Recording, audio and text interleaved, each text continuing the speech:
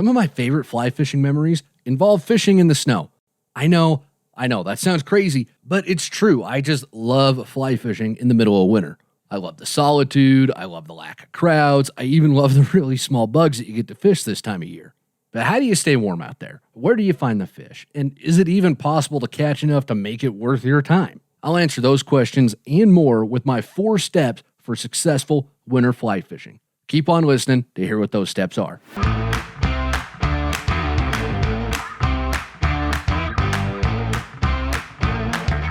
This is Untangled, fly fishing for everyone, presented by Ventures Fly Company.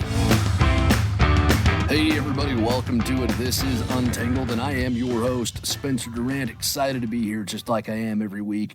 And congrats to all of those who won the big-time 1,000 fly giveaway that we just did. We were stoked to see the participation that we got. We really appreciate everybody entering the giveaway, and definitely a big-time shout-out to the 5 lucky winners who won a collection of 200 flies. I'll tell you, I could use 200 flies right now because my boxes are getting kind of thin, and I have not had the time to tie lately, so I would love for somebody to just hand me 200 flies. Alex in Berkeley, that would be a wonderful Christmas present, just in case you're listening to the show. Oh, anyways, well, I've got some good news for y'all. At least I think it's good news. We're changing up the show a little bit. We're changing up the format. Now, before you start crying into your Diet Coke, let me explain.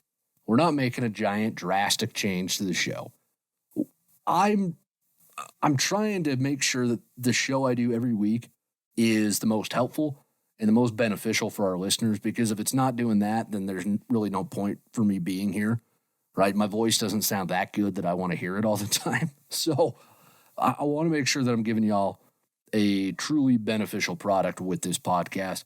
So we are still 100% fueled by your questions. That is what pushes Untangled forward every single week. But I do want to try and be more intentional with the information that I'm giving to the listeners. So we are shifting the format a little bit to where the first part of the show is me tackling a topic more in depth. I'm going to go over something, and I'm really just going to give you guys as much of the info as I possibly can, stuff that's actionable, tips that I think are going to help you become a better angler and have more success out there on the water, which is the whole goal of this show anyways. If it's not doing that, then again, there's no point for me doing it.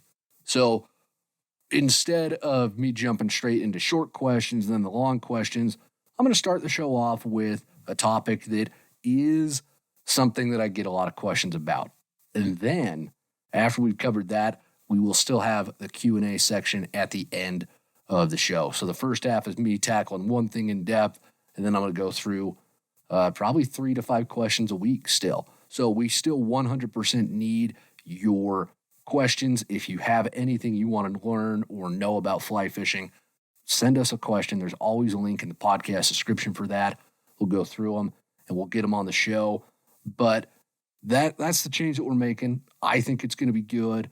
We bounce the idea around here at VFC, and we think it's really going to turn this into a product that's even better for all of our listeners out there. And speaking of all of our listeners, thank you a ton. We've seen some wonderful growth this year, and I'm ecstatic about it. It's really kind of cool to see. I honestly didn't expect the show to be received this well this quickly. So that's been really cool to see. I really appreciate it. So thanks to all the listeners, all the viewers, everybody.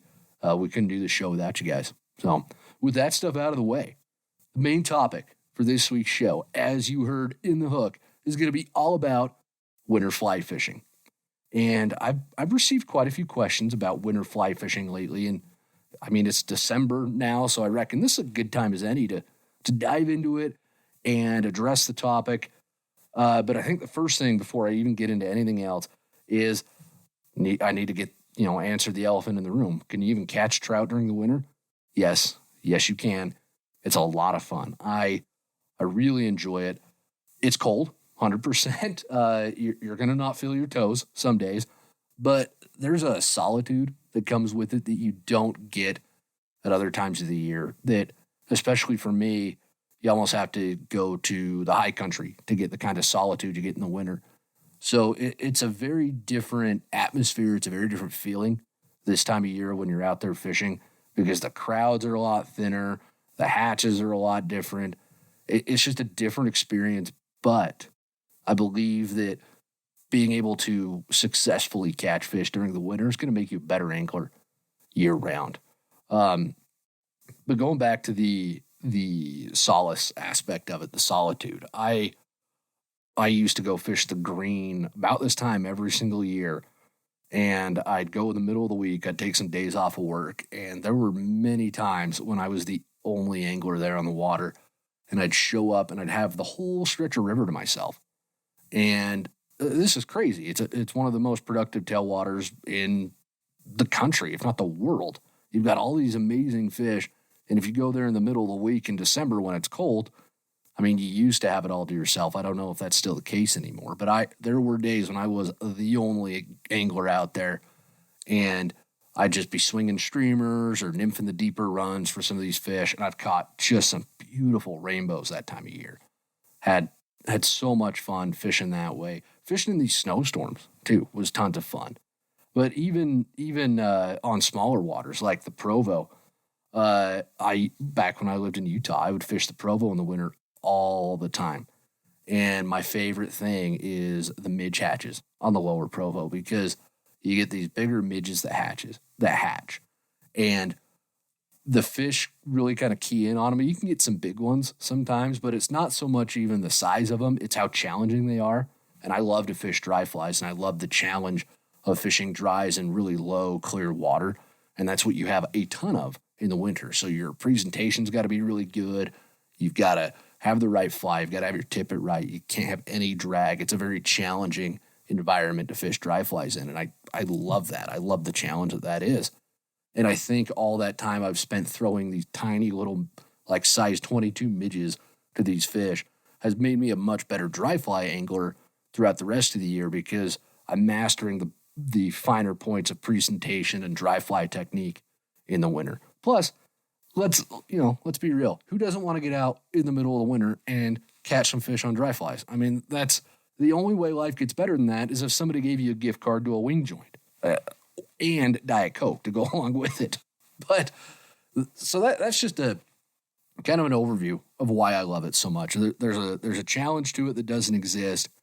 Really, I mean, you get similar challenges throughout the year, but it's also hard to overstate just how quiet everything is and how there's a beauty in the crystalline snow and just how quiet and soft everything feels. It's a very relaxed, very laid back atmosphere compared to the more energetic kind of gung ho attitude you get during the summer months out on the water. So that's my pitch. If you're not convinced, if you're like, well, it's going to be too cold.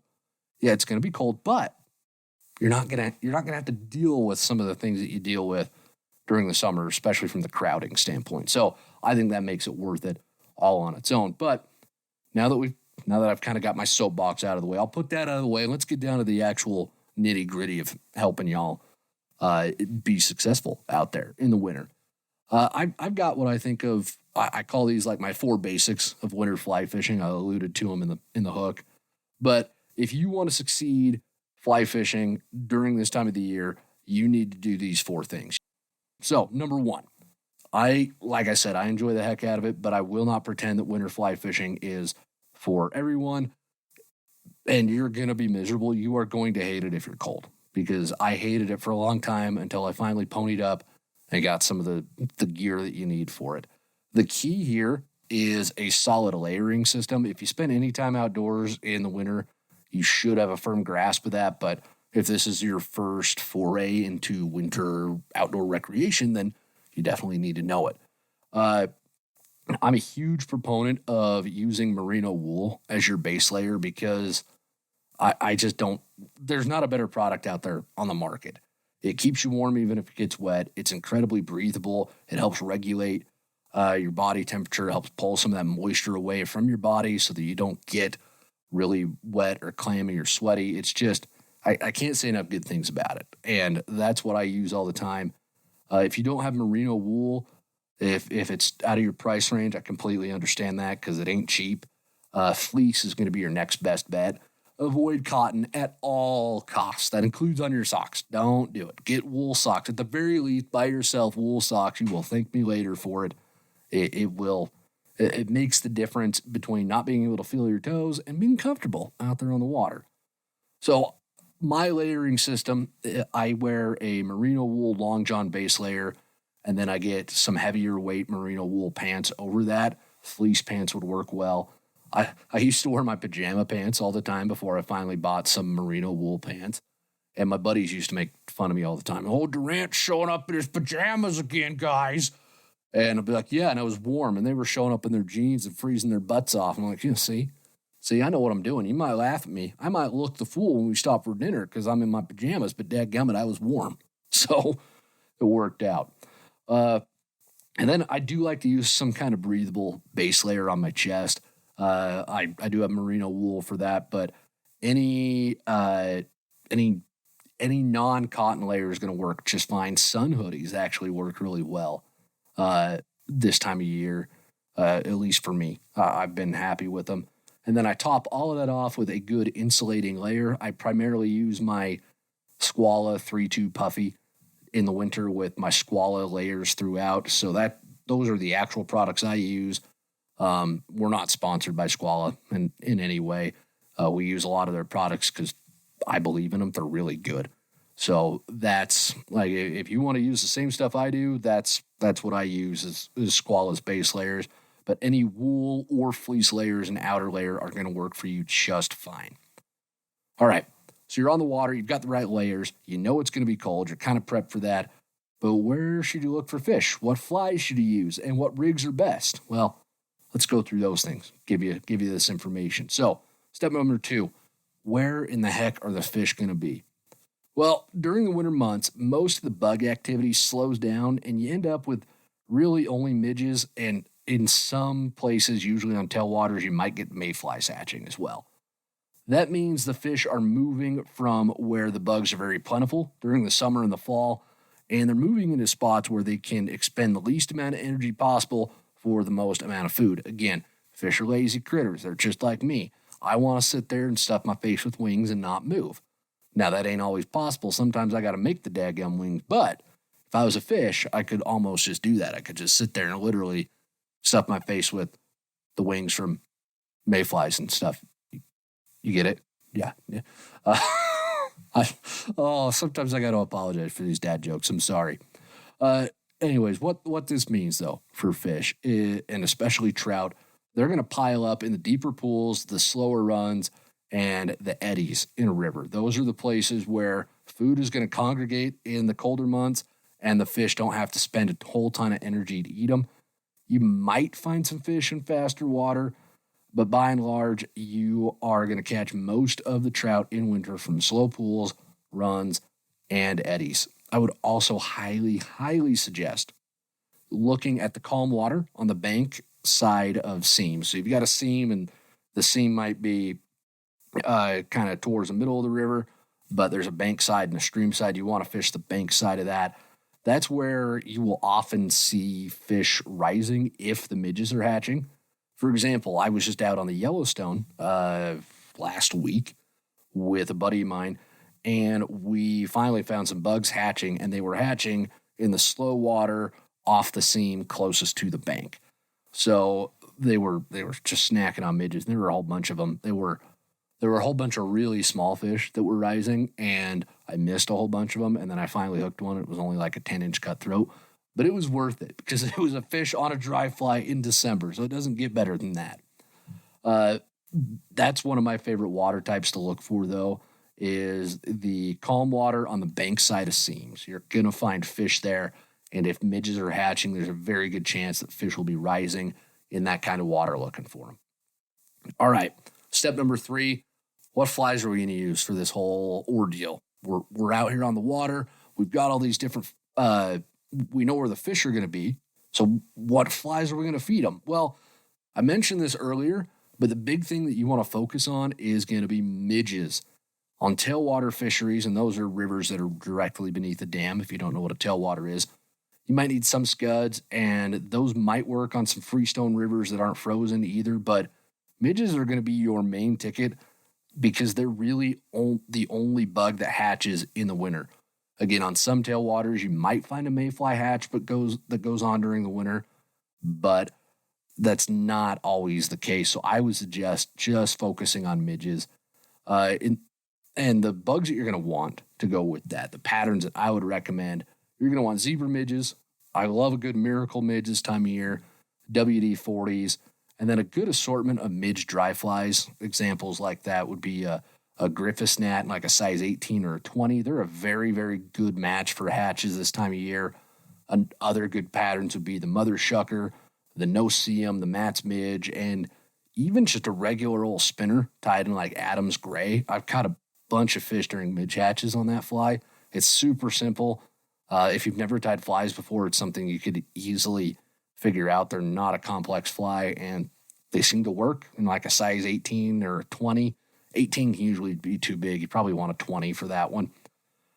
We actually have our Midge Baker's Dozen packs for both dry flies and nymphs. I'll link those in the podcast description if y'all are in need of some midges for your winter fly fishing.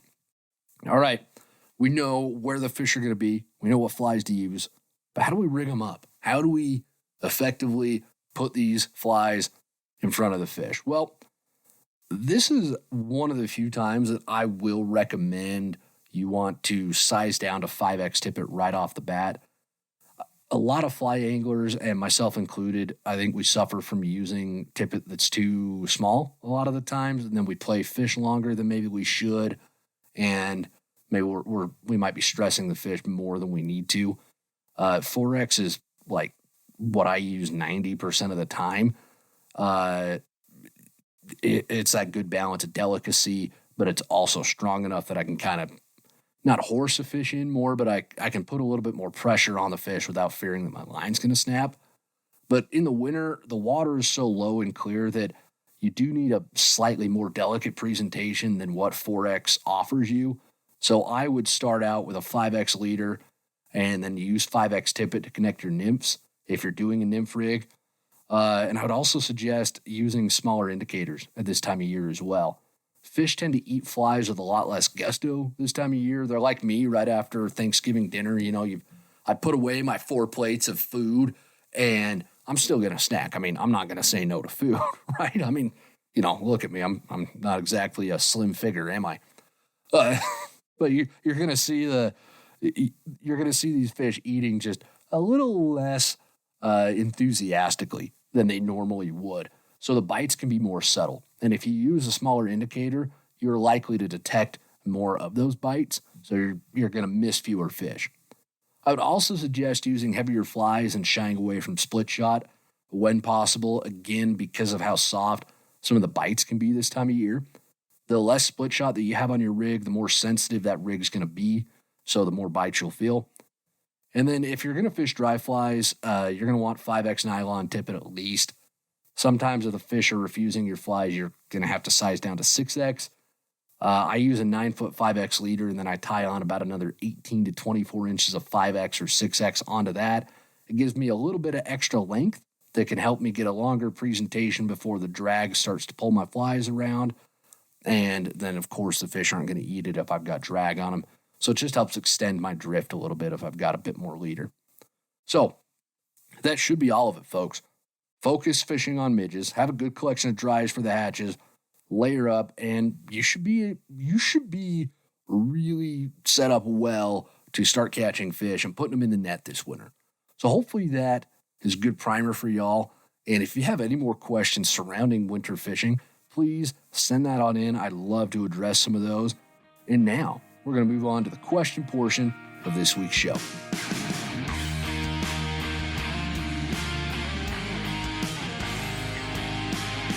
Alrighty, folks, we got some great questions for you this week. We are going to be talking all about flies to start tying with, reels for light rods, getting your line stuck in a tree, Euro nymphing, conservation and fishing challenges, the best dry fly setup for heavily pressured rivers, and advice on waders. So even though we're changing the format a little bit, I am certainly doing my best to not skimp on the content. So Blake from Utah is going to start us out this week. He writes in and says, "Hey, Spencer, 2 questions for you. 1, recently picked up an Orvis Recon 10-foot 2-weight for more tight line style fishing, and I'm looking for a good reel to pair with it. Any suggestions? 2, also looking to start tying my own flies. Opinion on some easy flies to get the hang of what I'm doing. Thanks for all you do, Dr. Pepper for the W." Hey, Blake, I appreciate the question, and thank you. Dr. Pepper is not a bad choice, by the way. I can definitely get behind Dr. Pepper. And does anybody remember Dr. Pepper 10? What happened to that stuff? That was like the best low-calorie soda out there, and then they just quit making it. I like the Dr. Pepper Zero Sugar is good, but the Dr. Pepper 10 was where it was at. So, anyways, let's talk fly fishing. I'm sorry. First question, Blake. Any reel is going to be fine so long as it's not too heavy. You want a reel that balances out your rod well. Something like the Orvis Hydros wouldn't be a bad choice at all, especially if you've already picked up a Recon. That's probably what I would go with. As for the flies question, I would highly, highly recommend you check out our beginner fly tying masterclass. I'll go ahead and I'll link it in the podcast description, but Alex did a phenomenal job of putting this masterclass together, and he's got a bunch of videos that take you through basic patterns to help you establish your skills, and then he takes you through some more advanced patterns as well. So, again, I can't say enough good stuff about what Alex did here with it. He was, I watched him do it, and I was very glad that he was the one doing it, not me, because he's got more patience for that sort of thing than I do. And it was incredible to watch the time he put into it, and I think it shows because it's one of our most popular learning resources that we put out. But he'll take you through how to tie the sandworm worm, the hare's ear, the zebra midge, Griffith's gnat, and the Adams. And those are all flies that I'd recommend starting with anyways. So I would just watch the masterclass. I'll link that in the podcast description for you, and definitely recommend that you go take a look at that one. So thanks, Blake, for the question. I appreciate it. Nick from California is going to send our next one in. Says, if you're fishing and get your line stuck in a tree and can't free it, is it best to cut the line and retie a whole new floating line, or create a whip loop with the old line you just cut? I'm not 100% certain what you're trying to say here, Nick, but if you get your floating line stuck in a tree, that's a really expensive day on the water, depending on how nice the line is that you just got. If your line gets direct stuck in a tree, and by the line I mean your leader or tippet, if that gets stuck directly in a tree, your best course of action is point your rod directly at the tree and pull on your fly line until your leader snaps. Then you just go ahead and tie on a new leader. I've never broken a fly line before, so I think what you're talking about is the leader. In this case, just tie on a new leader and you're going to be fine. Certainly don't sit there and yank on your rod, like bend it and yank it and snap it back and forward, because that will actually weaken the rod if you do that too much. And a lot of broken rod tips you see are from folks who are trying to get their flies out of trees. So just be careful with that. Always point your rod tip at the snag and pull on the fly line. It's either going to pull out of the snag or the line's going to break. So one of the two is going to happen, and you aren't going to damage your fly rod if you do it that way. So that would be my recommendation. All right, Jaden from Utah sends our next question in. He says, just started listening to the podcast and I really enjoy it. What are your thoughts on the pros and cons to Euro versus indicator fishing, and how would I get started into Euro nymphing? Is it necessary to buy a 10-foot 3-weight? Jaden, I really like this question, and I'm almost positive we're going to be doing an in-depth segment of the show on Euro nymphing soon, so you'll definitely want to stay tuned for that. And right off the bat, I'm not one of those folks who's against Euro nymphing at all. I know there's a contingent of people out there who don't consider it fly fishing. That's not where I'm at with it. I just want to be completely upfront. It's just not my favorite way to fish. So I've done it. I would describe myself as competent at it. I wouldn't describe myself as any kind of expert at Euro nymphing. It has its enjoyable moments. In fact, I was back when I was still living in Utah, there was this little river, 20 minutes from my place. And I used to go Euro nymph that thing all the time because it had a bunch of deeper pools and runs, and the water was moving pretty quickly. So Euro rigs was really the most effective way to get my flies down to where those fish were. And I'd go fish this once, twice a week, and I'd reliably catch, 5 to 10 fish every time I was out because my flies were getting presented so well for that water type. It just worked really well. And I had a ton of fun doing it. That's kind of where I learned a Euro nymph too. So it was just a fun way to do it. It was very effective for that type of water. And I really, really enjoyed doing it there. But I just don't do it a whole lot. So anyways, with that out of the way, let's go over some of the pros to Euro nymphing. You can feel and see more takes with Euro nymphing. That is an undeniable fact. You are going to feel and see more of the times a fish eats your fly because a fish can eat and spit your nymph out without moving your strike indicator. But you will feel that most of the time that it happens if you're Euro nymphing. As a result of feeling or seeing more takes, you do have the opportunity to catch more fish. It does not mean you will. It means you're going to have the opportunity to do it. A lot of the times, Euro nymphing gets talked about as the best way to catch more fish or to catch a lot of fish, if that's what you're into. And you certainly can do that, but you're only going to be able to do it if you know how to set the hook and tell the difference between a bite or not. So you have that opportunity to catch more fish, I think is the more accurate way of describing it. A couple of the cons. To make the most of this tactic, you do need a Euro rod. A 10-foot 3-weight is a really good starting point. They're designed to help you feel more of the takes and to set the hook more effectively with these longer leader setups. So that's another expense that you're going to have to pony out for. There's a lot of good Euro rods that aren't too expensive, so that is a very good part of it. It is kind of harder to re-rig for dry flies if you do have a Euro rod out and you see a hatch coming on. So many Euro rods just aren't very effective dry fly rods. Some of them can be, but if you're out there with your Euro rod and you don't have another rod with you, you're kind of locked into that one style of fishing. So those would be my cons for it. And again, I've Euro nymphed enough to know that it's a very effective way to catch fish. And there will be some times where the desire to do it just strikes me, and I'm like, I'm going to go Euro nymph today. And it's just it's something I'm in the mood for. But overall, I prefer the versatility that my dry dropper rigs offer me. That's the way that I've really fished mostly for the last decade. So it's just, that's what I'm most comfortable with. But I don't want any of that to dissuade anybody from trying out Euro nymphing because it can be very effective and it can be a ton of fun. So you asked, those are my pros and cons. So hopefully that was helpful. And I really appreciate the question.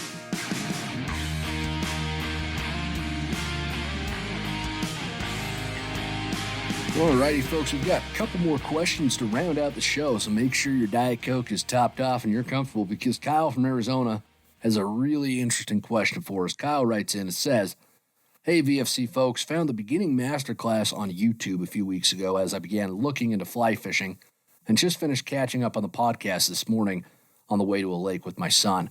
I have really enjoyed the content so far, and it even kept me from sounding like an idiot when I popped into the local fly shop yesterday for some advice on local flies that work well.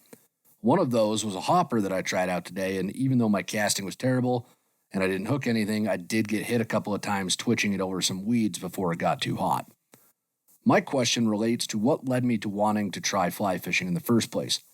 Here in Arizona, we have a couple of trout challenges sponsored by the Game and Fish Department.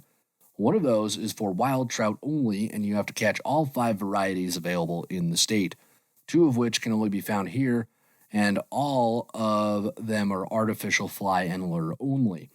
While I know I personally believe in taking the best care of our natural resources, do you think challenges like these have an overall positive or negative impact on conservation efforts?